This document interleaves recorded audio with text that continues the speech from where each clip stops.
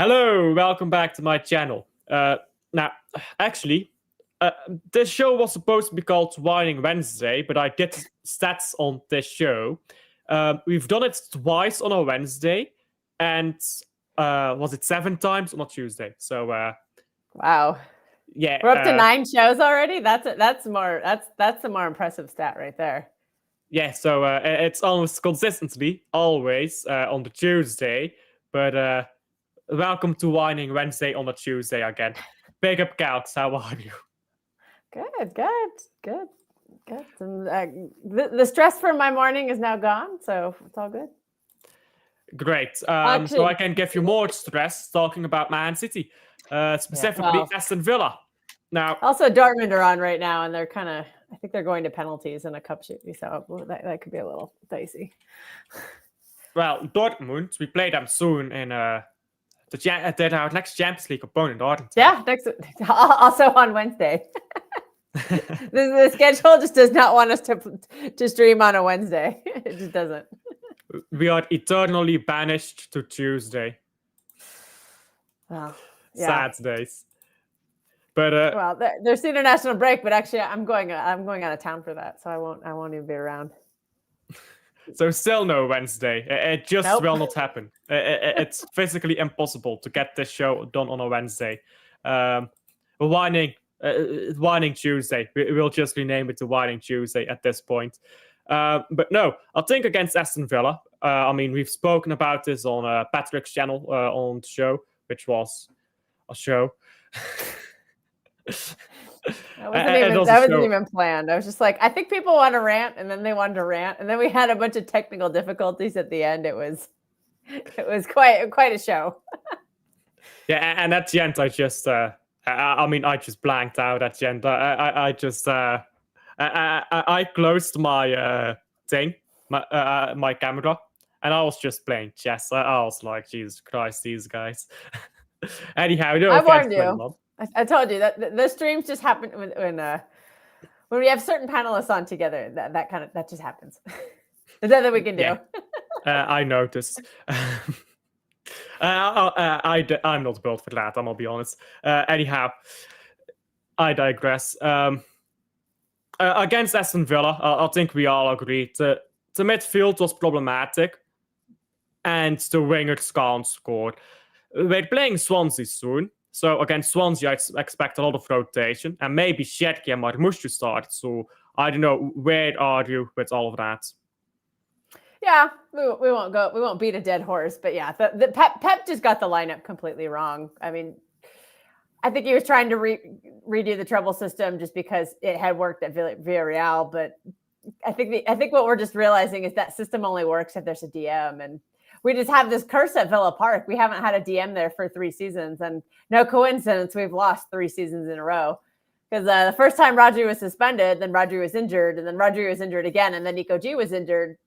But we looked better when he played. But my biggest gripe is, like, I get the midfield issues. Like, it's annoying that we had to play Tijani as the DM when he is absolutely the worst option because the guy just does not defend at all. I think that's becoming very clear by now. But my biggest gripe was the back line. Why are you messing with that back line that had been keeping clean sheets?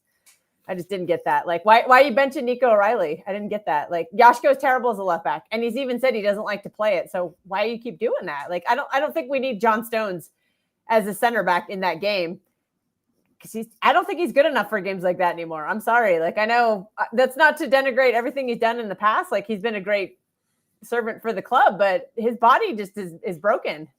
He's had to, I mean, I know he's not injured right now, but he's had so many injuries that have taken away his quality. He's not the same player anymore. And I think that kind of matchup is just too intense for him. And I didn't think he had a good game. So, and we looked a lot better when Joshko and Diaz got back together and when Nico O'Reilly was playing. So if it's not broke, don't fix it. When you get pressed back in a game, because this is the part that a lot of people just genuinely do not understand about football. If you are defending poorly, you will attack poorly as well. Because when you keep getting pressed back and keep being pushed into your own box, you're not going to be able to pass the ball around. Now, combine that with no 6 in midfield and combine that with wingers who do not score, and you just have an entire setup for board football. That is what we set the up winger for. thing we can't do anything about. Like, that's our squad, but hopefully with Marmoush coming back, like tomorrow, big game for him. I need him to play that full. I need him getting fit because I need him starting against Bournemouth because like I need somebody who's at least a goal threat, even if he's going to be rusty and maybe not score the game. Like he'll probably uncork something that maybe won't go in, but it'll be better than anything we've seen from any of the wingers all season.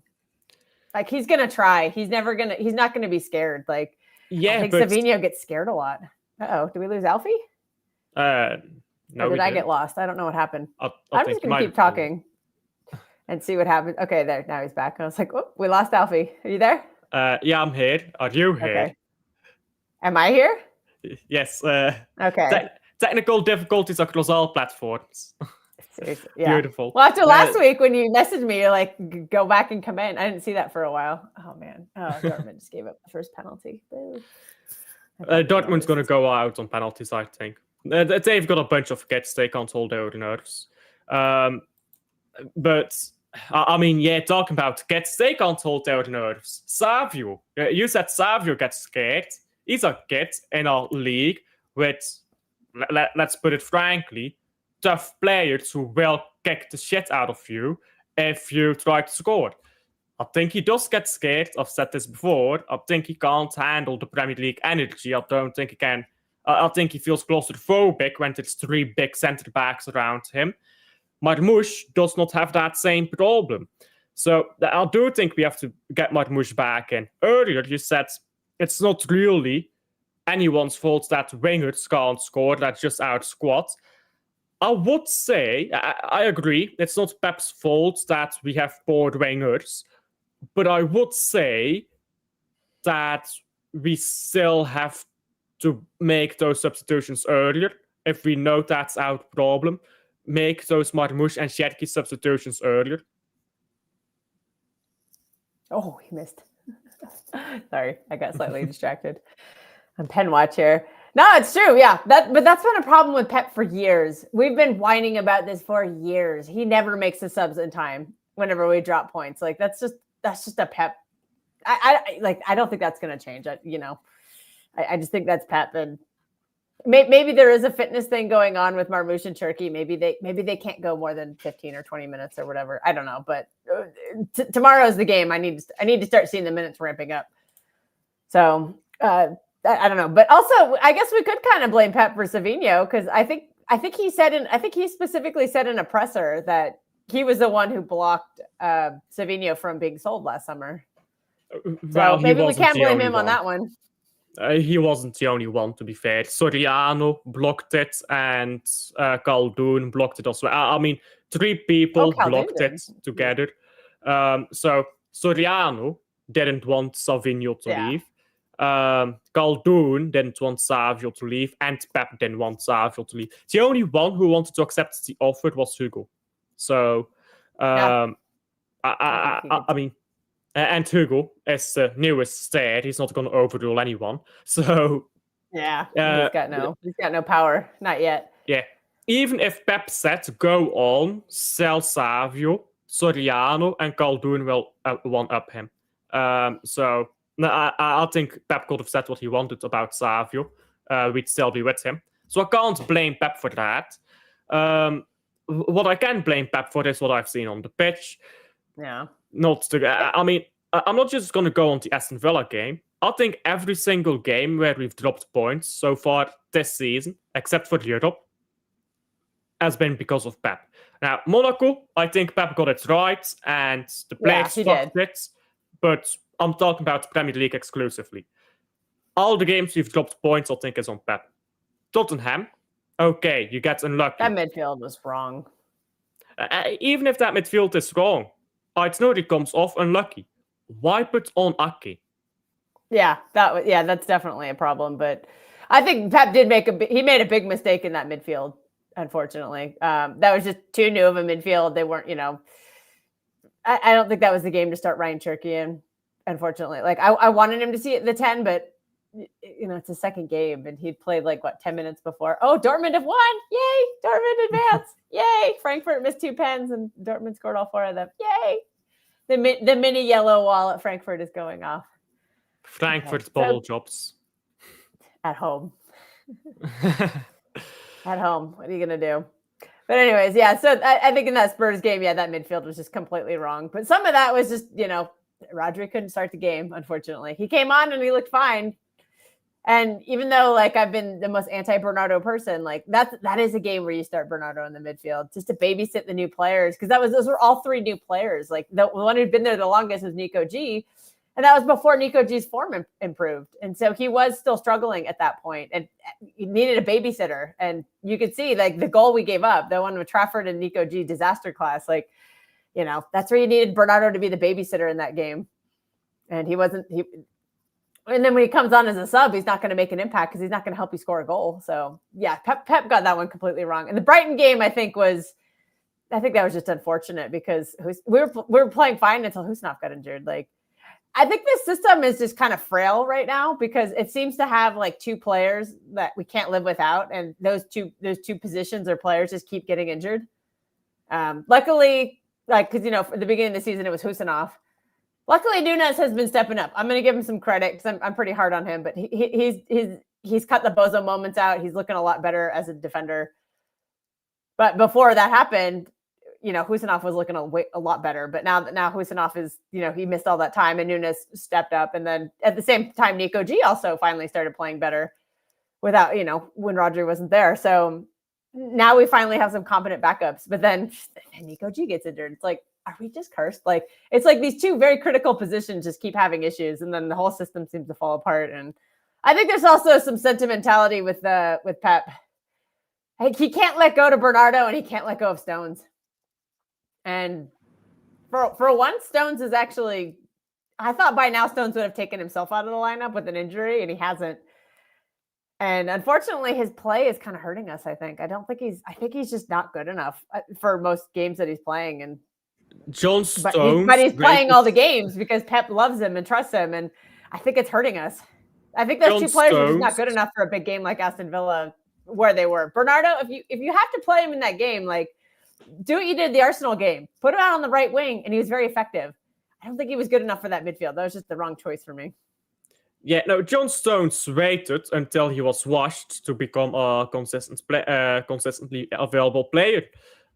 Lovely. He's waiting for it's a contract year. That's probably why. Because isn't he leaving at the end of the season? Or I don't remember. It's 26 or 27, but it doesn't really matter. He's probably gone. I think it ends. Yeah, that's what. But there's talk of him renewing, and I'm I don't want him to renew because no thanks. I don't think he's good enough anymore, unless he's just going to be a cup player, the homegrown quota cup player.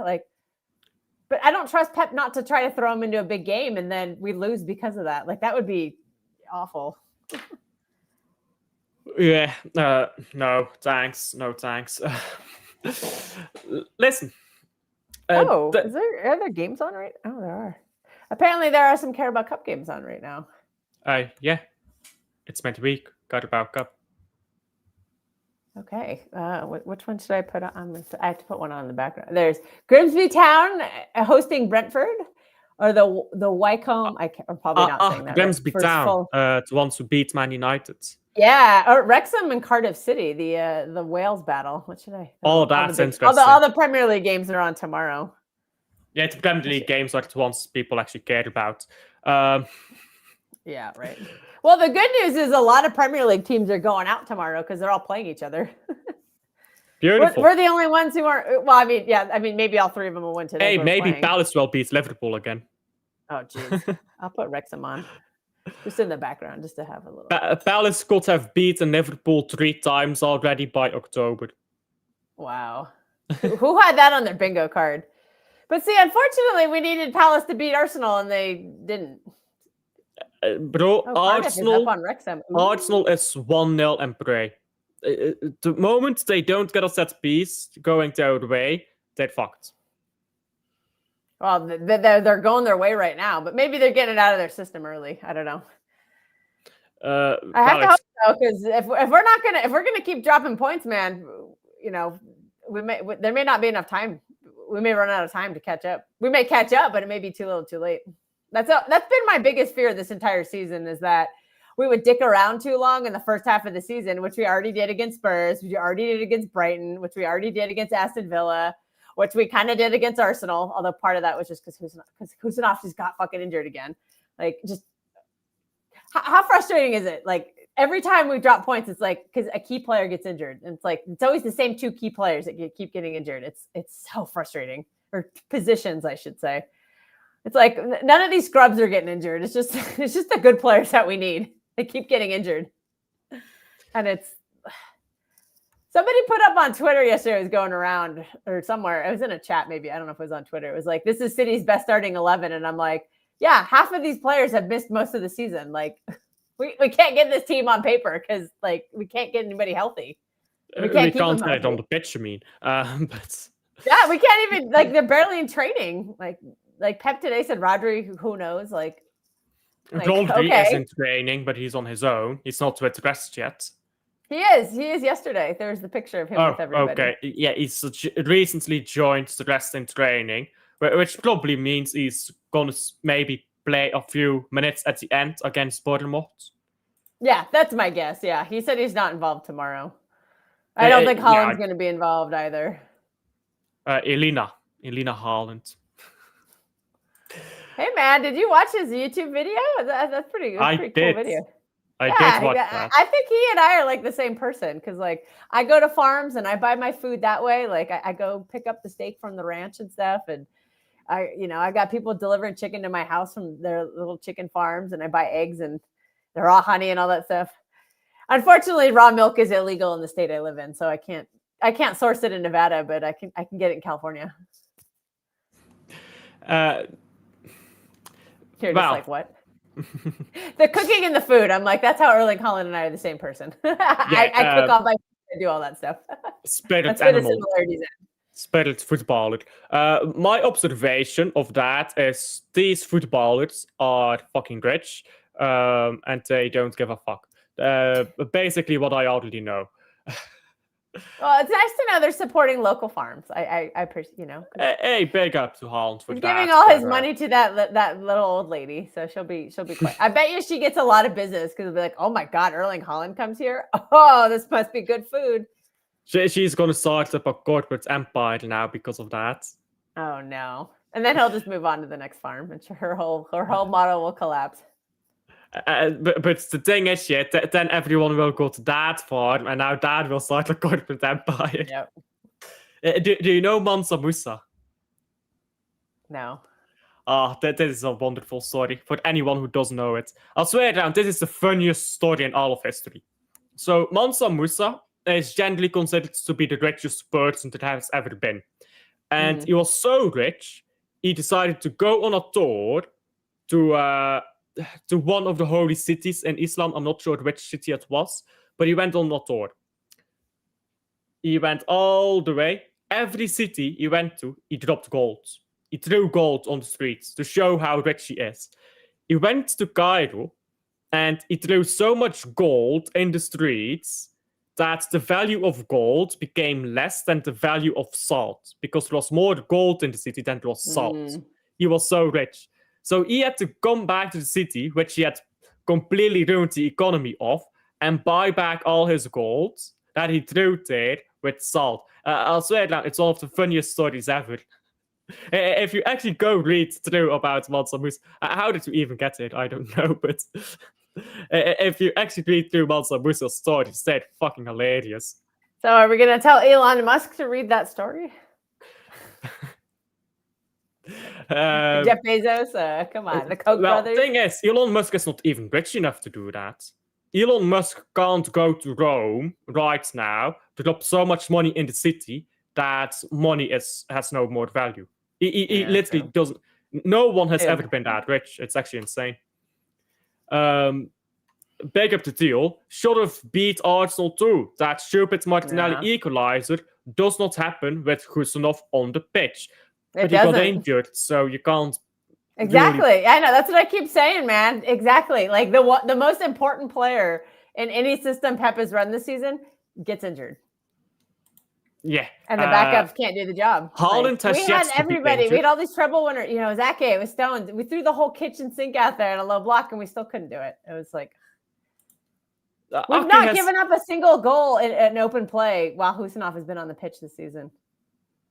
Every time he's on the pitch, we don't give up goals. And then as soon as he goes off is when we lose the game. Like Brighton, they didn't score until he got off the pitch. Arsenal didn't score until he got off the pitch.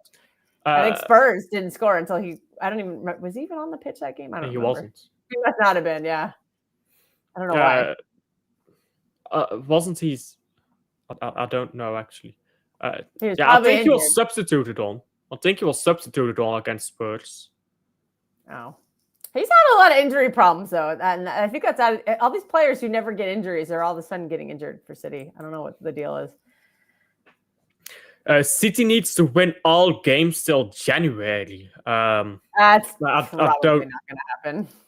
I don't think we need to win all games until January. I mean, we beat Bournemouth, we beat Liverpool, but probably 3 points away. Newcastle too. Newcastle are not very good. I've watched most of their games this season. They're not good. So let's say we win those 3 games. Liverpool probably the biggest challenge. We win those 3 games. I think Bournemouth is the biggest challenge. Liverpool are a mess right now. Yeah, but Bournemouth is. I think Bournemouth is not going to score against us because thing is, if you have Josko Gvardiol and you have Diaz, please, Pep. If you have Josko Gvardiol and Diaz, Semenyo is going to have to go one-on-one with either Aït-Nouri or O'Reilly. And if he beats them, he's going to run into Gvardiol. No. Semenyo plays on the left. Okay, yeah. It'll be Nunez or it might be Husinov. If Husinov plays tomorrow for a bit, Pep might test him out and throw him out there against. I doubt he starts. I doubt he starts against Bournemouth.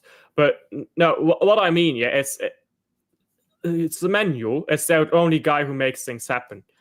Yeah. It's the only one, and that'll be the issue. Right, the right side or the left? Yeah, the right side of it'll be Diaz and Nunez then who have to stop him. And Nunez, to his credit, has been playing a lot better. Yeah.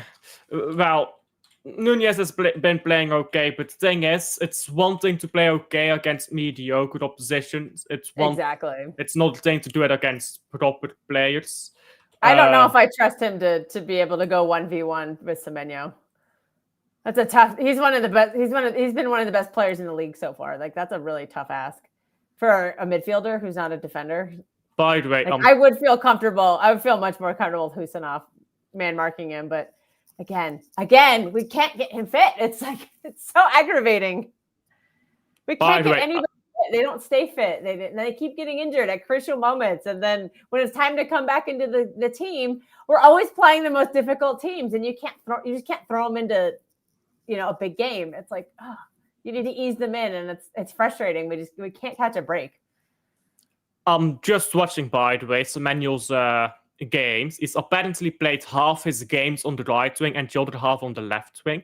I didn't realize he was playing on the left wing this season. I didn't either. I saw him against Liverpool. I didn't realize he was playing on the right wing. Against Liverpool, he was on the right wing. Was he? Oh, never mind. He played. That was 2 months ago. I forgot. Against Liverpool, he was on the right wing. Wolves and Spurs, he was on the left wing. Brighton, Newcastle, Leeds on the right wing. And since Fulham, he's been on the left wing. I didn't realize that. Well, it'd be better if he was on the right wing, because then we could just. I'm just going to say it. I'll trust Nico O'Reilly to do his job because he's proved it. He's proved it this year. He pocketed Madueke. He pocketed Saka when he came on, and I think he's just genuinely done a good job. Like he's surprised me. I agree. I agree completely on that. But yeah, I didn't realize that Semenyo was playing on the left wing this season, because last season I believe he played all his games on the right wing, right? Anyhow, in my head, Semenyo's just always been a left winger. I don't know. I'm pretty sure Semenyo has played majority of his games on right. Well, this season he's played half his games on the right wing, the other half left wing. But I'm pretty sure last season he played most of his games on the right wing. But anyhow, it doesn't matter. Depends on where the menu plays. Right now, I think let's focus on Villa before we talk about Swansea and Bournemouth. Right now, I think we look at the stuff that happened at Villa, though. It's annoying, but I think the biggest thing is we know how to fix all those issues. Yep. The back four, yeah, it was shit, but we all know the solution. You play use Ben Stones and put everybody back in their place. Exactly. And midfield was bad, but we know the solution. Yeah, you play Nico G, and I am starting to question Tijani Reinders. I'm going to give him a break for the Villa game because he's clearly not a 6, and he was awful at being a 6. So I'm not going to let him being terrible as a 6 cloud my judgment on him being an 8. But I think as an 8, he's also just not really looked that good lately. So, but I think for now, for now, it will be Foden, Tijani, and Nico G. But I think when Rodri is finally back in this team and able to start games again, I would not be surprised to see Nico G and Rodri pivot instead of Tijani, and Tijani gets benched. I think I know it's looking a month down the road, but I want to see that midfield at Newcastle. Because Newcastle are going to be very physical and very like Tonali and Bruno G are going to have no mercy. And I don't want Tijani in a game like that. I don't like he proved it at Villa. He can't handle that. He couldn't handle Kamara and Onana, who are significantly like a step down from Bruno G and Tonali. So I really want us to be aiming to get Rodri and Nico G and Phil Foden as our midfield at Newcastle. And that's not for I've got even better for you. Gonzalez, Rodri, and Kovacic. That's 3 guys who can kick about. Who's our 10? Forget of 10. Nico G the 10? Forget of 10. To be fair, Joe Linton and Tonali and Bruno G, there's no 10 there. So yeah, just kick some fuckers. But put some strong guys on the pitch, kick some fuckers in midfield. Yeah, someone in a group chat I've been in is like, why are we playing all these pussies in our midfield, like at Villa? You know what I mean? Like he's like, I need some dogs, and I'm like, yeah, the dogs are, Rodri's a dog, but Rodri's not available. Nico G, I think, is a dog, and you're right, and Kovacic is too. Yeah, you're right. Maybe we should try something like that, but we'll save that for another year. Yeah. When I don't think people realized how physical De Bruyne was when he was here, because De Bruyne would legit just walk through people. But and he could blow past them too, because he had pace back then. But we're seeing now that oof. Are you at all nervous that he's not going to play in the World Cup? Sorry, come again? Are you a bit nervous that De Bruyne might not play in the World Cup for you now? Nah, he'll be fit for after another hamstring tear. Nah, it's like John Stones is fit for Belgium, bro. Oh, well, I think this might end his career. It's really sad to see. That might be it for him. That's going to be a tough one. It's the same hamstring too. The same hamstring, and he's 34 now. Like that's going to be really difficult to come back for. Maybe he'll play in the World Cup for you off the bench. I struggle to see how he's going to get fit for that. Give him some steroids; it will be okay. Okay, Alfie go on the steroids route, and then he also comes back looking like like Adama Traore with the muscles. Give him some steroids just until the World Cup. It'll be okay. We'll cook. We will win the World Cup, and we will be there. Anyhow, fuck the World Cup for now.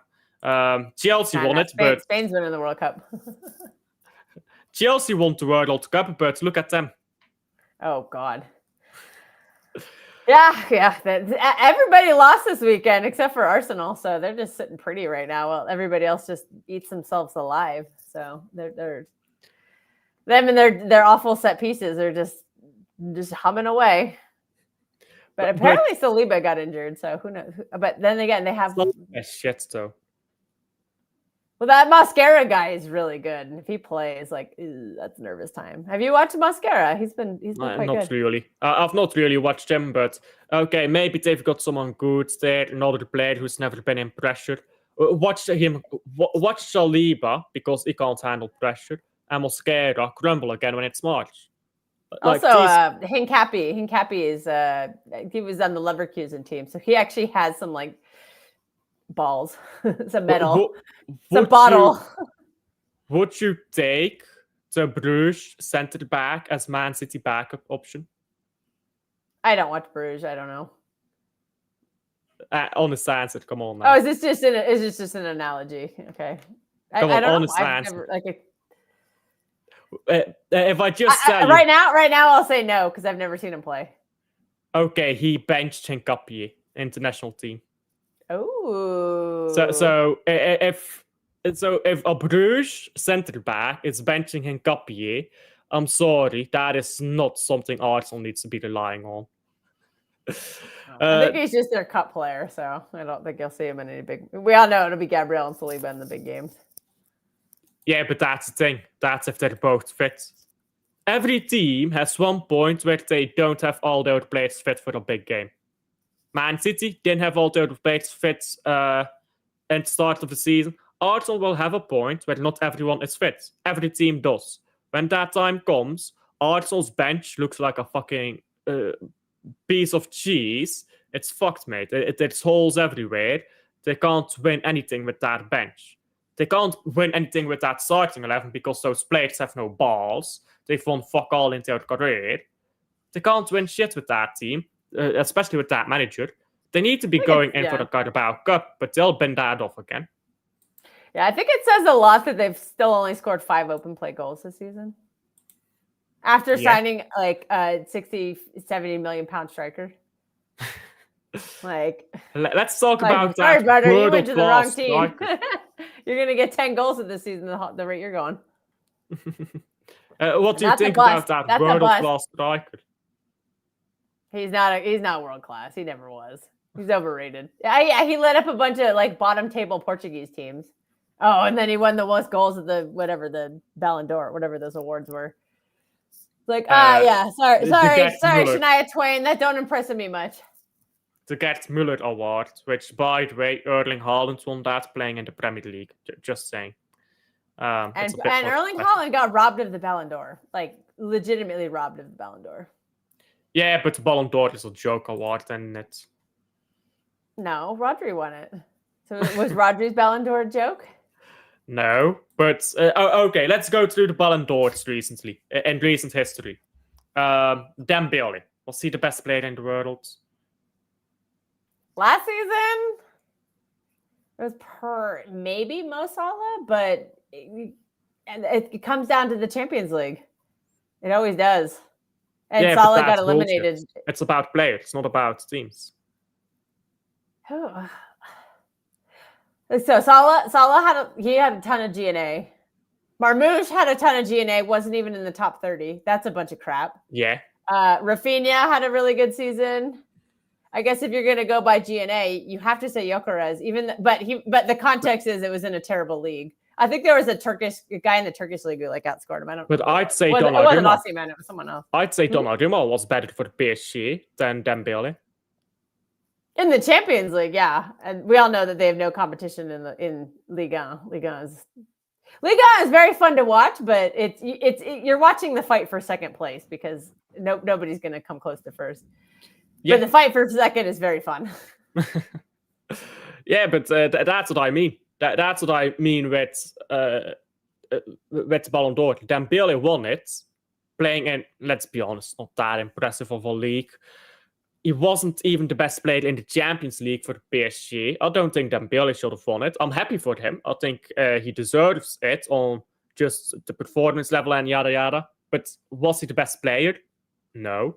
It should have been Rafinha, Yamal, Salah, or someone like that. Not Dembele. Rodri, okay, fair. Rodri is fair. Then before that should have been Haaland. Yeah, that should have absolutely been Haaland. Before that, it should have not been Benzema. It should have been Courtois. Replace Benzema with Lewandowski. Lewandowski scores the same goals. Replace Courtois with any goalkeeper. They don't even get to the final. So I think Courtois should have won that Ballon d'Or. Then you go back to 21. Lewandowski, Messi, sure, give it to Messi if you really want. 2020 should have been Lewandowski. Yeah, look, he got completely robbed. They should have just given him the award. I don't know why they didn't. Yeah, you could have just sent it to him by fucking mail. Could have just sent it to him by fucking mail if it's so worried about stuff. And scrap the ceremony, sent him the awards by mail. Happy days. 2019, Messi, I think, is fair. 2018, Modric is ridiculous. Yeah, that was because of the World Cup. That was just because he took the Croatia to the final.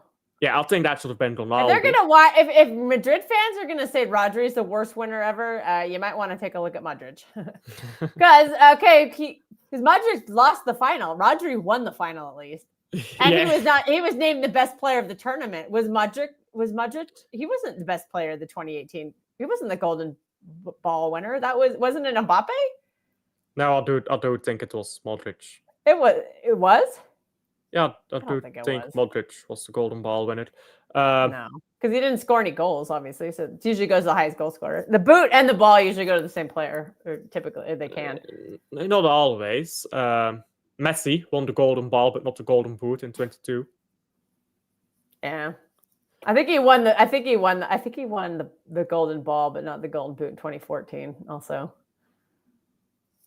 That's possible. I'm not sure about that. I think Muller, was the Golden Boot winner, and then Messi was the ball winner, I believe. That's too long ago. I was 12. I know.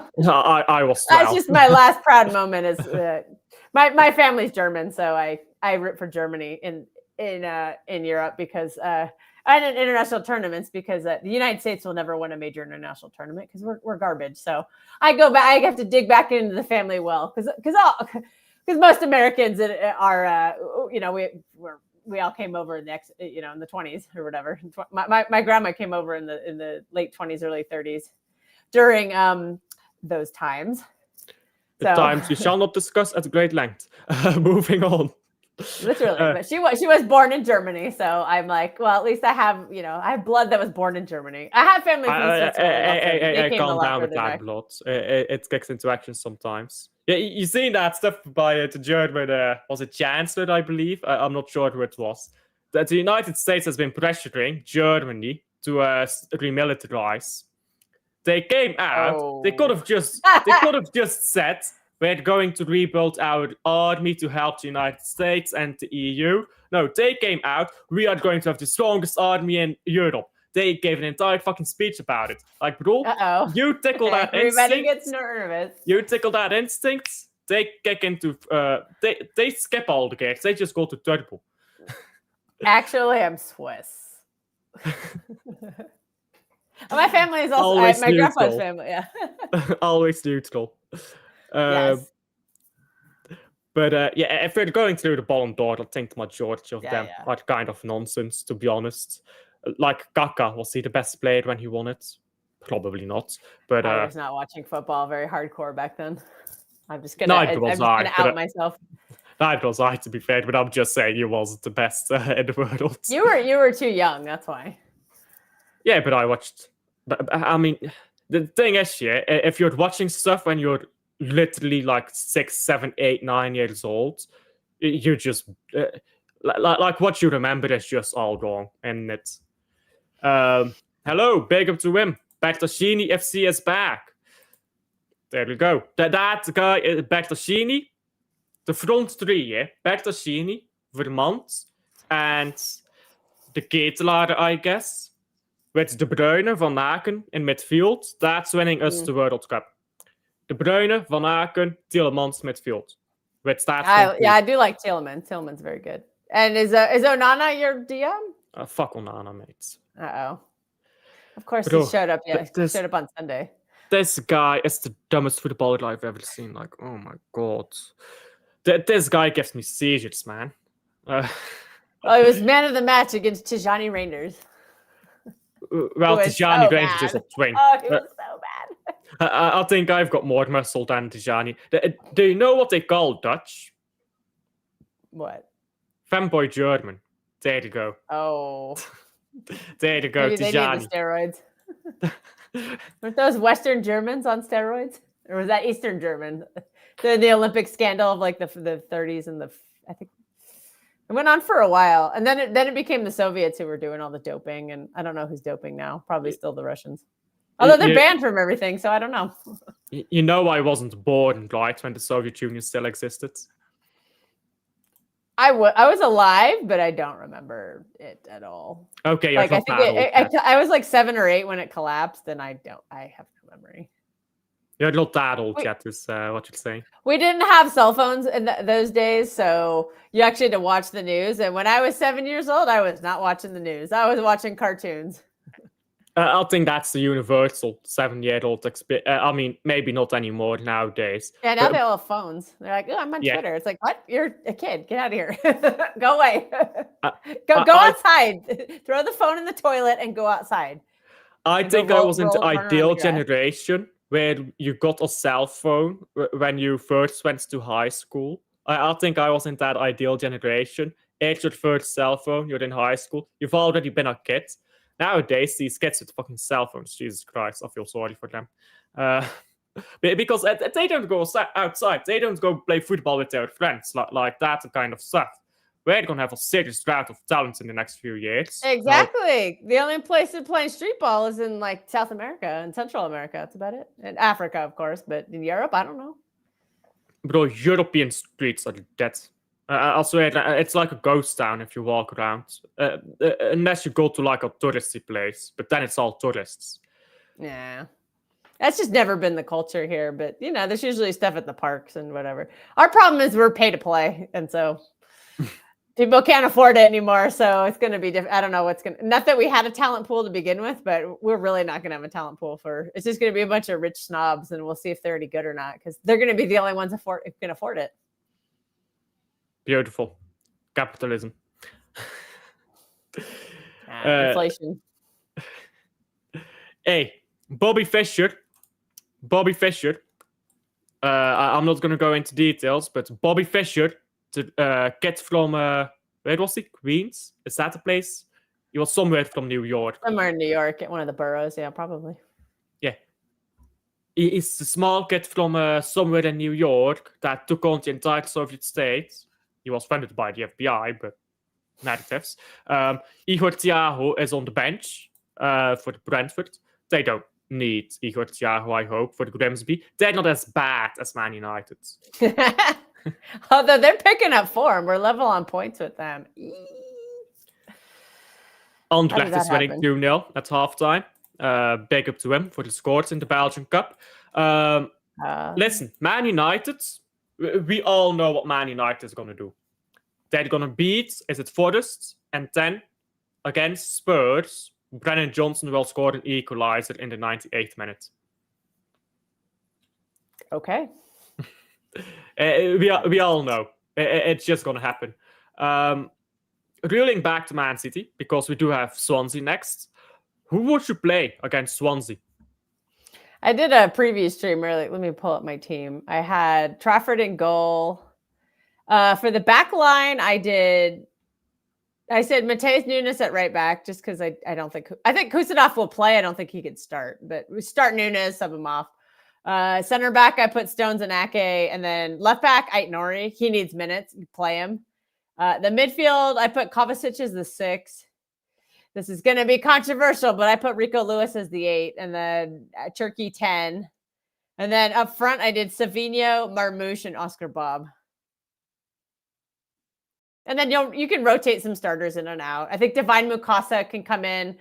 If you look at the academy lineup for today, like basically all of the kids that were on our bench at Huddersfield Town started their game today. So they're not like Mofani, Braithwaite, or however you say that name. And both Heskey brothers started, and McAdoo also started. So those were all names on the bench at Huddersfield Town. So they're not going to, but Mukasa was not in the squad at all. So I think that's a sign that Mukasa is probably going to not just come with the team, but I think he's going to play some minutes, like for Turkey, perhaps. We'll see how long Marmoush can go, but I wouldn't be surprised if Foden had to sub on and play like a false 9 or something. And Delku might play some minutes.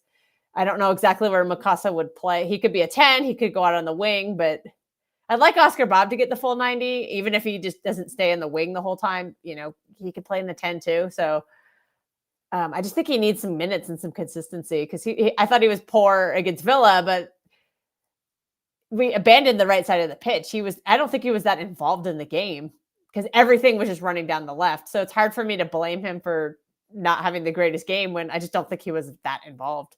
So hopefully get him involved in this game. But yeah, my lineup is mostly just like, I need some of these players to get minutes so they can start playing for the first team, particularly Marmoush and Cherki. I need them to get fit because I cannot watch Doku and Savinho and Bob muck it up game after game on the wings. I need some better quality in there, and I need that quality to get fit tomorrow. Yeah, I think match fitness is also a thing I've talked about before, and I mean, it's boring to talk about for some people, but it is important. Match fitness, yeah. The thing is with match fitness, it's a balance. If you've played 0 games, you're not match fit. But if you've played 25 games in a row, you're not match fit either because you're overplayed. So you need to get like 5-10 games in a row, let's say 5 games in a row to be match fit, and then like maybe until 15 games in a row to stay match fit. Then you need a pause there, don't you, to not be overplayed.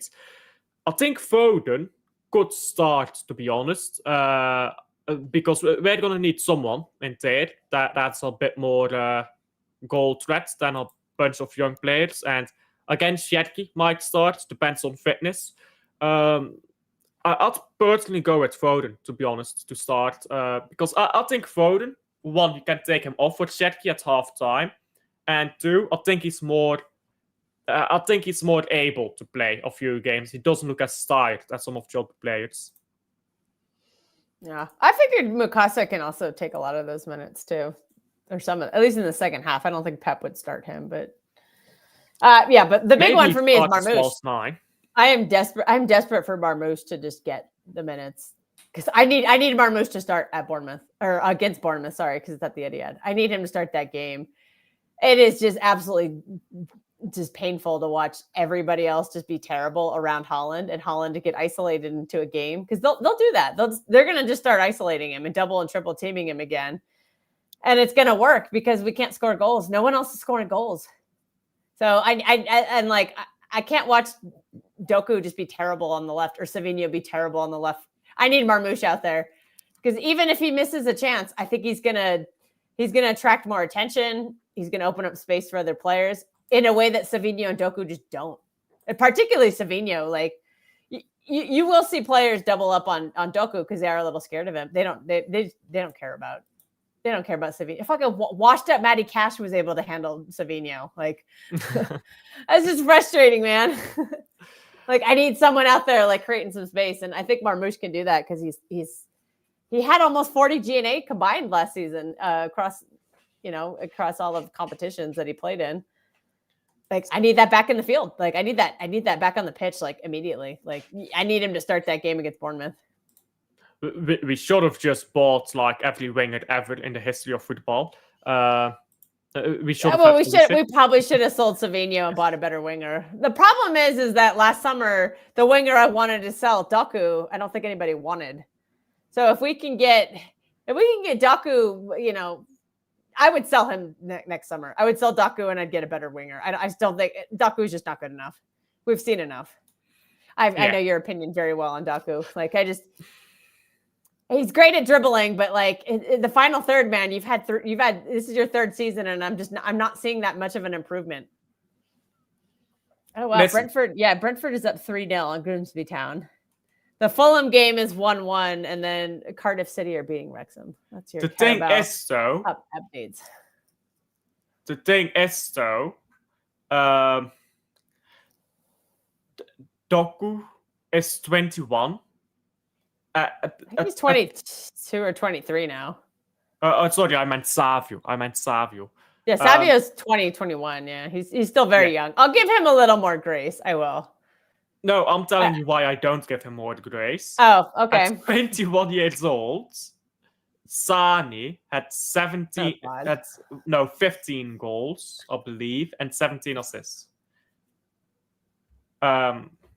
So if Savio is going to be hitting 30 GA this season, great. If he's going to get 8 assists to Haaland, I'm sorry, that ain't enough. When you've got a player like Haaland, you should be getting 10 assists. In fact, you should be getting 12, 15 assists when you've got a player like Haaland. Last year he had what, like 9 Premier League assists? Like, that's at age 20. Like, I'll give him some. I'll give him. I'll give him credit for that. And I think he needs to do that this season. And probably, you're right. Probably get closer to 12 assists. Yeah. But the problem is Haaland. The problem is, you can get to 12 assists, maybe even 15. Let's say you get to 15 assists. Now that's very good.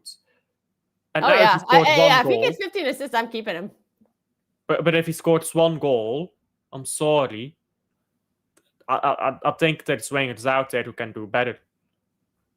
I think for him, I'm going to focus more on assists, because if he's given 10 assists just to Erling Haaland, and who do you want shooting? Do you want Haaland shooting, or do you want Savinho shooting? I'd rather let Haaland take the majority of the chances. But you're also right. We do need somebody else to chip it, and you need Savio to show that, if he does have a moment, he can hit the goal, because that's something other players did really. Like Gundogan did that really well. Like Gundogan still got 7 or 8 goals in the season, from the midfield, or Rodri uncorks one from long.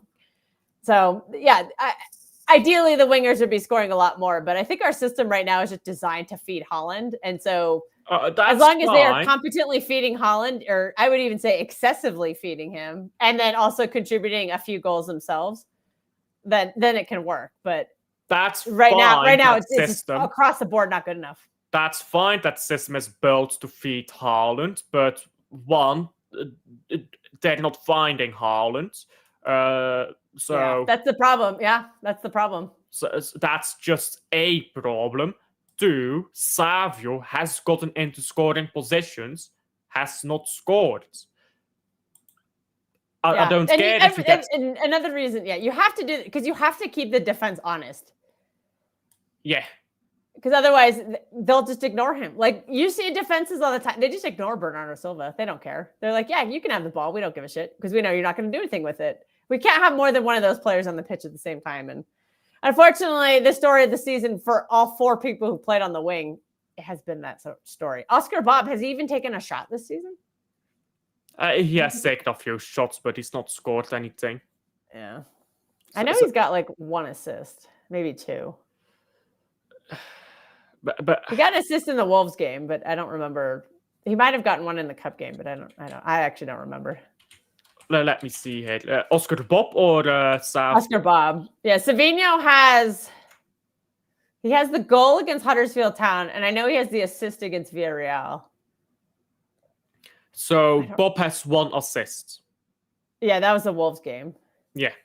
Okay, and that's on all comp. You didn't. I don't know if you go to transfer market. It'll show all of them. Yeah, Savinho might have 2 assists. I don't remember what the second. I want to say he got 1 against Everton, but I think I'm wrong. I think I'm wrong on that one. Yeah, I mean, these are not elite statistics. These aren't even like okay statistics. These are poor. Yeah, this is like relegation fodder type numbers. This is what players on relegation teams get. Like, and we're trying to challenge for the title, and if it wasn't for Erling Haaland, we'd be fucked. Basically, we're asking Haaland to do a 2019 Messi. But the thing, he's the one. He probably wants to do that too. But it's just, sure he can want to do it, but yeah. But we have something going against us. Like 2019 Messi, like that was what was he? He was still in Barcelona at that point, wasn't he? If I remember correctly. Barcelona gets a lot of penalties and a lot of generous calls because, La Liga is a 2-team league and that's it. So they get all the calls. We're getting nothing. We've had 0 penalties this season and we don't look like we're even close to getting them. I'm starting to advocate that people start flopping in the box. Like, I'm sorry, Doku, get your ass on the ground. Like, you fall.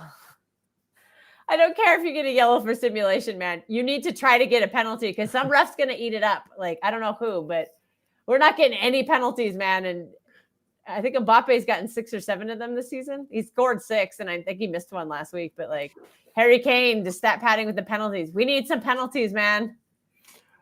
Yeah, we need to dive in the box because you said earlier we've got pussies in midfield. We've got pussies all over the pitch. Let's be honest. Yeah. The toughest midfielder I think we have, who doesn't even play. Rico Lewis is one of those guys. He's just too tiny. But when Rico plays, like Rico is constantly trying to go forward.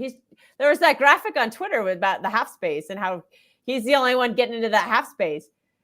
And you saw that in the Villarreal game. He set up that, or he's got the assist because he went into that half space. But he tries too. Like I think he should, if he plays, he needs to get in the box more because I think he's so tiny he could get fouled, and that could probably be a penalty. But I need the bigger players to do that, man. Like Tijani, he's kind of a pussy for how big he is. I think Bernardo tries, but Bernardo just has nothing in the tank anymore because he's just old, and he's been so run into the ground the past 10 years. His body is just kind of done. Foden kind of hides a lot. Like if Foden doesn't have a DM who can get him the ball, like he's just not a factor in the game because he just doesn't want to go get the ball. It's like I don't get it. Like the Villa game, like even though he created a lot of chances for us, it was like wasn't until Nico G came on and started getting him the ball. Like you gotta do better. And I think Rodri's a big tough guy, but Rodri he can't be that way this year because he's just not healthy. I think he's going to be scared of his body for a while. Yeah, like scared to get injured. I mean, it's the same issue though. At the end of the day, if they don't score, you've got all the same issues. Yeah, that's the problem. Nobody's scoring. I don't know when that's going to change. Like hopefully with Marmoush, like I said, just get Marmoush fit, man. Just get him in just throw him in. I don't care how stinky he is for 4 games in a row. Just keep playing him because out of anybody else on that pitch outside of Haaland, he's the only guy I would trust right now to actually like score something. And he'll take some like crazy shot from like 10 feet outside the box, like the Bournemouth shot last year where he made that crazy goal of the season. I don't think anybody's got the moxie to do anything like that. Foden used to, but Foden is just not that player right now. Foden is struggling with mental health. And I don't mean to make light of it, but it's getting a bit annoying. I can't lie. You have to decide because if it's this bad, then go sit out and go fix it. Nobody would begrudge him if he had to take time off to go fix it. But I think that was more last season. I think this season is I think he's just really struggling when there's no DM. Like I think he was good against Villa. Without a DM. Yeah. I think he was good against Villa when Gonzalez came on, but it was too little, too late. Yeah, and we can't have him just be a player that does well when there's a DM getting him the ball specifically. Like, but he has to make some magic on his own. But even if that means going and getting the ball. How many 10s actually do that though? Like in the history of football, how many 10s have actually done that? Well, then we're just playing with extra men on the pitch who can't do, like if we're having this big of a problem. De Bruyne needed to get the ball from Fernandinho. David Silva needed to get the ball also from Fernandinho. And that's just that's football. You've got players who are world class on the ball, and you've got players who are world class off the ball. It's incredibly rare to have players who are good at both. That's why Rodri is a deserved Ballon d'Or winner. I can't name another player as good on and off the ball as him. Well, Rodri's 2 players. He's a world-class 6, and he's also a world-class 8 at the same time. That's why we're never going to, like, as great of a job as Nico G's doing, like, he's only focusing on one half. He's focusing on being a good 6, and I think he's become a good 6. So we'll see if he can balance being an 8 and a 6 at the same time. And then it'll take him time, but he may not have the skill set that Rodri does. And but I'm not going to compare him to him. You'll never. But he's doing the job as a 6, so that's all I need to know. That's all I need to see. Yeah, but I think you need to realize he'll never reach that level. No, he won't. He won't. He never will. He doesn't have the skill set, but that doesn't mean he can't be a good player for us when he plays. Of course not, but I think with Savio, I'm saying Savio because I'm reading off chat. Foden, he's never gonna be like De Bruyne because De Bruyne was world class off the ball as well. Yeah. I think it's ridiculous to expect Foden to be like De Bruyne. De Bruyne is probably the best player Bart Haaland will ever have at this club, if I'm being honest. I think De Bruyne is prime. De Bruyne is better than Rodri, in my opinion. I think Bart Haaland, that's the best player we ever had at this club and ever will have, at least for a long time. So it's not that player. I think it's unrealistic to expect that of Foden or anyone. You're not going to find anyone who can do that. And Foden can also create his own legacy too. He doesn't have to just be the De Bruyne. He's had so many players to like learn from. Like if he took that and became an amalgamation of a bunch of them, that could be what Phil Foden is. But he just has too many moments for me still where he disappears. And man, I'm rooting for the guy. Like I love him. I defend him with my life on all these shows, but at some point, I'm just like, come on, man. I think he has reached that level, once, but then he needs to find that he needs to be consistent at that level, and that's the hardest part. That's why I don't call him world class. That's the key, right? Consistency. Yeah, it's the hardest thing to do. Yeah, and we haven't had consistency in a while. Not just from Foden. We don't have consistency. We don't have any great players right now either, I don't think. Or except Haaland. Every time we do, they have to keep being forced out of like Pep always jerks Foden around. He's never really had like a super consistent run at his best position. And I think Vardiel's having some of the same problems too. Like Pep just keeps jerking him around a lot. Like he's a left back, then he's a center back, then he gets shoved back to left back, and he hates it and he doesn't want to play left back. And he's a damn good center back, but why is he getting moved aside for John Stones, who's not good enough anymore? Like it's just. I think Foden, you get away with it because Foden's an actual fan of the team. But I think if Pep keeps doing this to Joshko, like he might want to leave. He's like, look, I'm a center back. Don't fucking play me as a left back no more. Like and if you're gonna keep playing me as a left back, I'm out. Like that wouldn't surprise me. I mean, that's also the news about Rodri. His contract, which Martin has told me that's probably not true. So big up to Martin. Which one? I've heard some stuff, but it's not. It's just from like innuendo and Twitter rumors and Twitter Spaces and YouTube streams. So apparently, big caveat there. Rodri rejected a contract extension offer, but Martin has told me that that's not true. Oh, wow! You got some ITK news from Martin. He never told me that. Well, he was on earlier, so someone in chat said it, and Martin did say, "Yeah, it's not true." Oh, wow! Big up, Martin ITK. He's not in chat to deny it. No, I'll send him a message and confirm. That's my biggest panic right now, but I want Rodri to stay, but I'm just having this gut feeling that he's not going to. Big up to Malde Marsak, I believe that name is. Foden was able to score that many goals because Rodri and KDB giving him the ball. I agree. You need someone to win the ball back, so the players who are world class on the ball can use the ball. I mean, take Messi. Greatest player ever, no doubt, right? Yeah. He's wasted in a team that can't get the ball to him. Oh, Foden is Messi. What? Is that what we're saying now? Yes. The next Messi.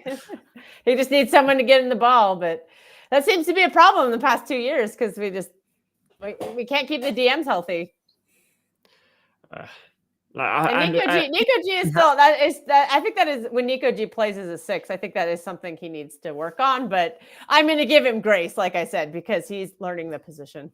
I think the fair issue with Foden is you need to get him the ball in specifically those inside areas like the half spaces they call it. You need to specifically get him the ball there and tight areas in the half spaces, which is a very specific place for the ball to go at a very specific time, which is difficult to get the ball there at that time.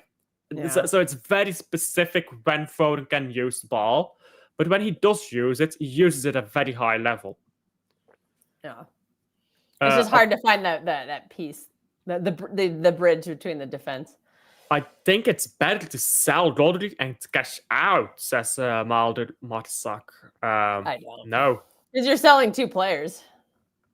Yeah. On an already small squad. That's how we've had a small squad. It's because Rodri's been 2 players.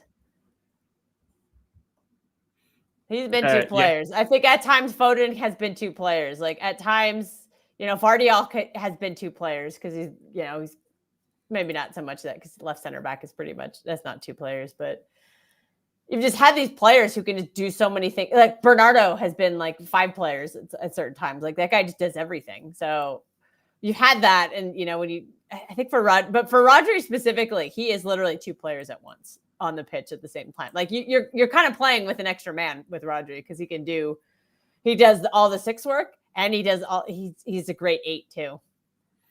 Yeah, I don't think you can replace that, man. And if there's I know this year's been a struggle with injuries, but I mean that is very common with ACLs. Like Danny Carvajal is also going through the same thing. He just had a blowout with his ACL, same time Rodri did.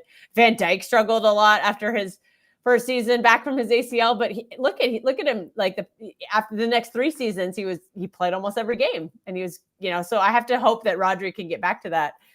And even if he's not unplayable Ballon d'Or Rodri, even if he was just like 21, 22 Rodri, that's still the best DM in the world by a long shot. Yeah, I think he can get back to that level. Yeah, big up to Maldo Martzak. Apologies if I'm butchering your name. But I do disagree here. Cherki is the one. Look at Foden goal against Al Hilal. Why not both? Yeah, you can play both of them. Honestly, if we want to revive this box midfield, dude, we have the pieces for it. Honestly, once a match fit Rodri, Nico Gonzalez at the back, and then the front 2 of Foden and Cherki, that would cook. That would cook. I mean, you don't even have to do that. I think you can just play 4-2-3, 4-2-3-1, and push up the fullbacks like we're gonna do without Nouri. You push. Yeah. You push Marmoush inside because he's going to be on the left. You push Marmoush inside.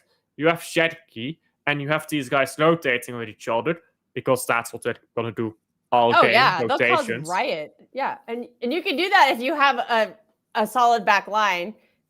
If you have a solid back 3, because Vardiol, Diaz, Husanov, and then if you had Nico G and Rodri in front of them, that's a 5-person wall right there. That will so when the players up front go crazy and lose the ball, there's people there to win it right back. Yeah, Nico G wins those balls back. That's a 5-person wall with 2 players in it, Gonzalez and Rodri, that can comfortably get the ball back into the attackers. And then just let them run riot. It'll be Marmoush, Haaland, Foden, Cherki, and then Ait-Nouri coming in. Like, dude, that is unstoppable, honestly. And then you have Tijani. Well, he's not going to play because he's not good enough in that. He's not good enough defensively. I meant to say Nico G. Nico G is like one of the best dual winners like in the entire Premier League right now, even with limited game time.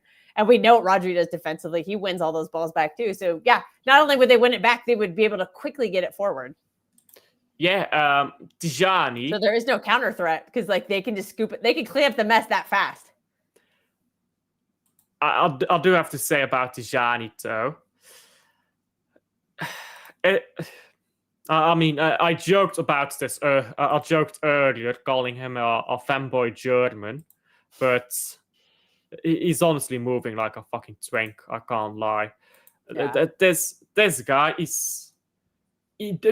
He has the worst challenges from any midfielder in the Premier League. Yeah. And I've talked to more people more tactically minded than I am. And they said the reason why Nico G is having so many dual wins is because the players in front of him are kind of making him clean up their messes. And they didn't specifically say Tijani, but I was just connecting the dots on the conversation. Oh, it's 1-1. Wrexham just scored. Wrexham is massive. I just randomly have Wrexham and Cardiff on I'm just randomly throwing a cup game on. But yeah, so, and also if you have a midfield like that of Nico G and Rodri, that's going to be hard to dig a ball over the top of because they're both so big and so physical. Yeah, I mean, you remember? Well, you won't remember, but the back in like prime Barclays days when everyone was copying Wenger football, you had two strong, tall midfielders in every midfield. Just two tall, strong guys, and they bullied everyone off the ball.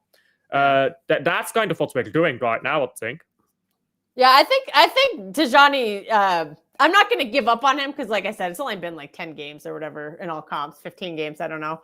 I am going to give him time, but right now I think he needs a little break. I think he needs some time away. I think he needs some time on the bench. I don't think it's going to happen yet. I think he needs some time coming off the bench. Yeah. Some time to just get used to the rhythm and moments when it doesn't cost us the game. Exactly. Yeah. And I think that's just dependent on Rodri's health right now. But also maybe with Kovacic coming back, maybe Kava can fill in some of those games too. I don't mean like Bournemouth, Liverpool, or Newcastle, but I think after that, I believe we have like Leeds. Like I think we have some of those kind of games. Like use those kind of games to test some of these players out. And like maybe that's a game Tijani should be starting. Because he can get used to the rhythm of the Premier League more and then if he makes a mistake, it's not as likely to cost us. Although I say that, famous last words, because I know Leeds have, I know the Brendan Aronson, who's actually one of our better American players, which probably doesn't mean that much, but that guy can score some goals. But I keep forgetting that I kept thinking they had Tyler Adams, but actually Tyler Adams is on Bournemouth and he's actually quite good. So before we got that result, well, I won't even call it a result. Before we got that terrible result against Monaco, I think I came on here with you, and I think I said Monaco is shit. So let's calm down with those ones. Maybe that theory is inaccurate though. Monaco. Yeah, they weren't that good, but they hadn't dropped any points at home. They're just tough at Monaco. If we had them at the Etihad, we would have obliterated them. Perhaps. So. No, they're awful on the road. Every time I've watched them on the road, they've gotten their butts handed to them, like just absolutely stinking out the gaff. But every time they play at home, they're damn good. Gonzalez goals too, says Rosa. Yeah, Gonzalez has some nice finishes, hasn't he? We've only seen the one, but as a City player. Are we really going to count that though? Yes. That whole thing. Yes. A goal is a goal. I'm just looking at the Bournemouth goal, and that goal was so sweet. I feel like that's like the only time we've ever seen Rodri and Nico G on the pitch at the same time. Is that Bournemouth game last season? Like Pep just doesn't want to play them together. Don't worry, we'll get it at Anfield. We will get that at Anfield. I hope so, man. And then I think that should be our tough away. He keeps putting Bernardo in there, but Bernardo just can't handle the physicality in the midfield.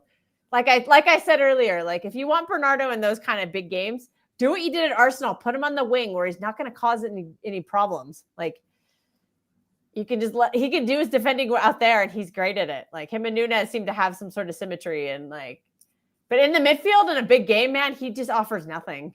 Because he's getting beat up by the physicality of the giant midfielders, and he just offers nothing creatively. I mean, to put it bluntly, but Ronaldo is washed. He is washed, yeah. He is washed, but I have given up saying that he's not going to play in big games. He's going to play in all the big games unless he's injured. Like, I've made peace with it. So I'm trying to find the way to damage control it. Like, where's he going to do the least amount of damage? Like, out on the wing. Where he's not going to just muck it up.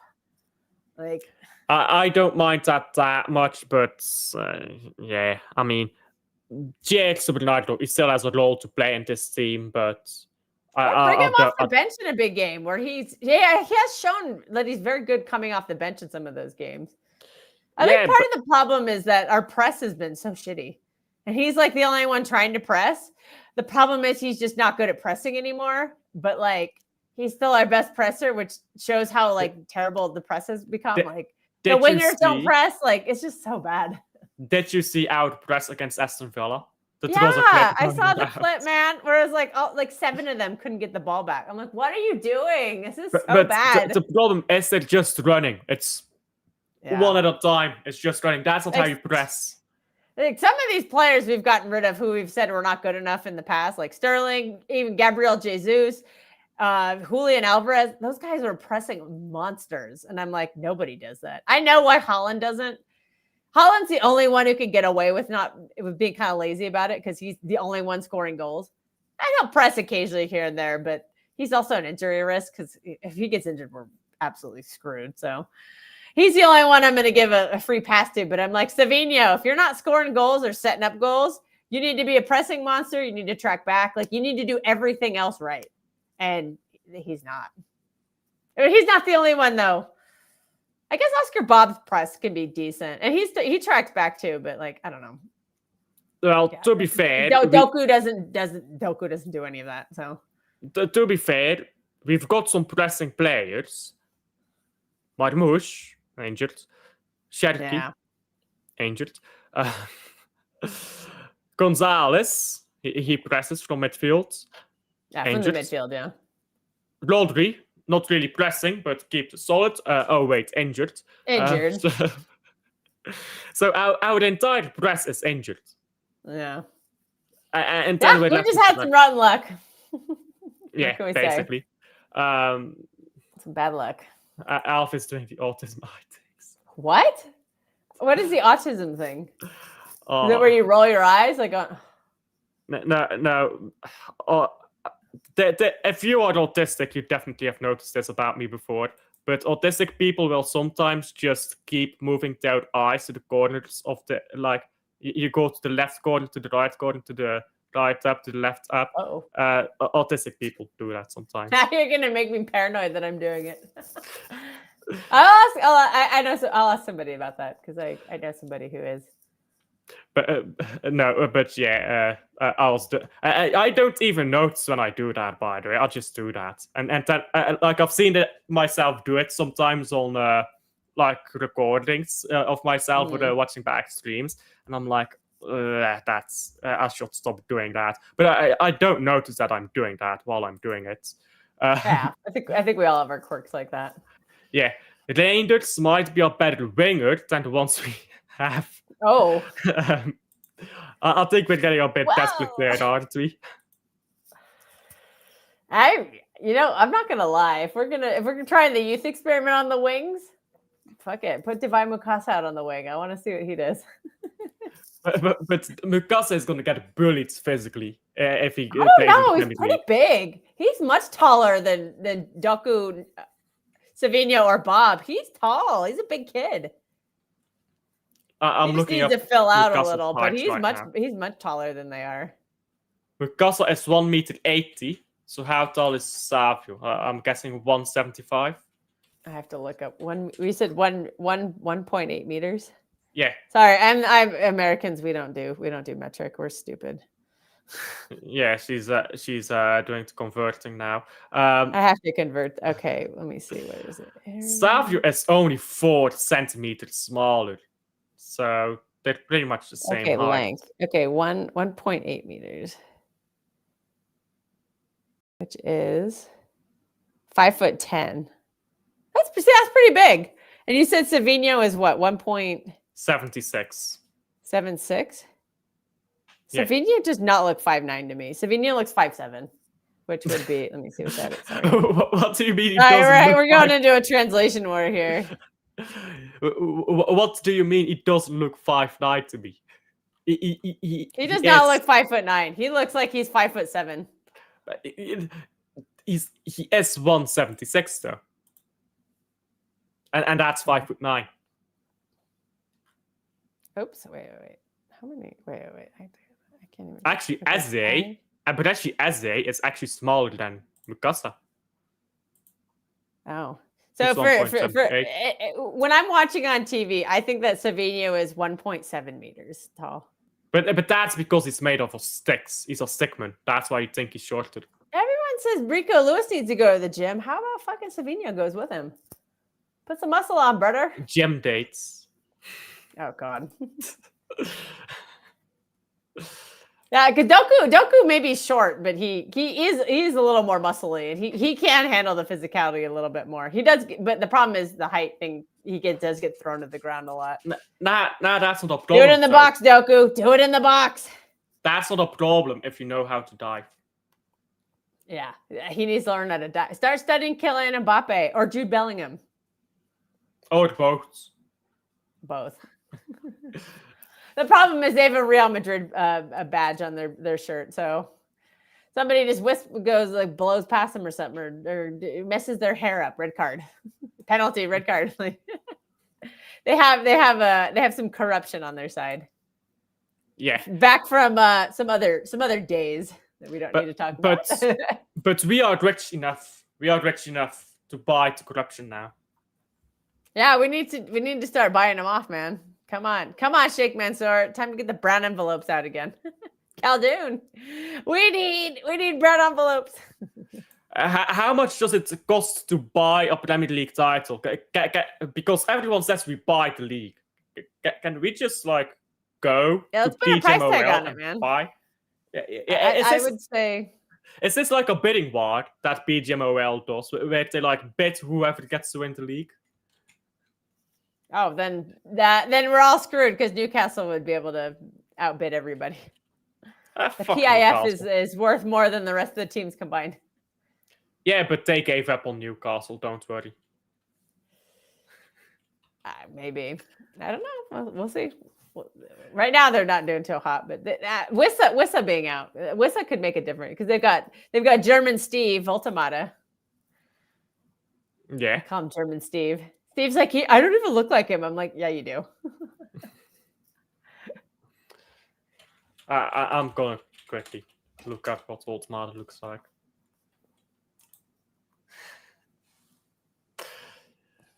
If Steve shaved, yeah, kinda. If Steve cut his hair, yeah, I think they look similar.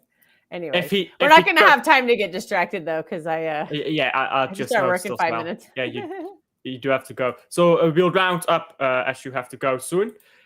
Any final topic you want to talk about before I let you go?